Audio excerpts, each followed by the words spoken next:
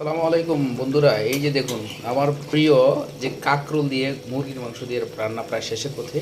একটু আর কষাই হলে শেষ হয়ে যাবে। তো এখন দেখুন কী কী দিয়েছি। এই যে কালো কালোটা হচ্ছে ধনিয়া পাতা, কাকরোল, আস্তা রসুন দিয়েছি 4টা, বড় বড় রসুন দিয়েছি 4টা। তা মুরগির মাংস দিয়েছি 1 কেজির মতো। আর কাকরোল দিয়েছি প্রায় 400 গ্রামের মতো, 4 টুকরা করে প্রতিটায়। আলু দিয়েছি 3টা। এইভাবে প্রায় আগে প্রথমে কষিয়ে নিয়েছি মাংসগুলো সকল মশলা দিয়ে। তারপরে আলু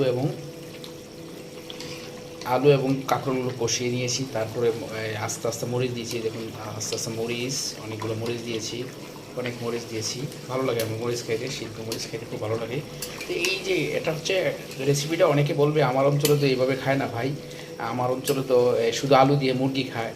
এটা কোন ধরনের রেসিপি, এটা কোন খাটাস অঞ্চলের রেসিপি? আসলে বাস্তবে হচ্ছে রেসিপি শব্দটার অর্থ হচ্ছে আপনি যে কোনো জিনিসেই খাবার যোগ্যটাকে যদি একটু মশলা এবং একটু যত্ন করেন তাহলে খাওয়ার উপযোগী হয়। এইটা কোনো বাপদাদার পৈতৃক সম্পত্তি না যে আলু দিয়ে খাইতে হবে, কিংবা পেঁপে দিয়ে খাইতে হবে, কিংবা পটল দিয়ে খাইতে হবে।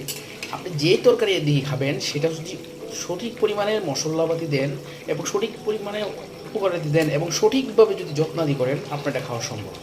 তাই কোন এলাকার রেসিপি কোন অঞ্চলে খায় এটা নিয়ে ভাবার দরকার নেই। এটাতে দুটা টমেটো দিলে আরও সিস্টেমটা আরও একটু মাখো মাখো হতো, আরও সুন্দর হতো। আপনারা চাইলে বাসায় করতে পারেন, কিন্তু আমি যেটা বললাম আর কি, এটা কোনো বাপ দাদার পৈতৃক সম্পত্তি না যে এই রেসিপিটাই তো তৈরি করতে হবে, এই রেসিপি ছাড়া আর তৈরি করা সম্ভব নয়, এই রেসিপি না হলে তো খাবে না কেউ।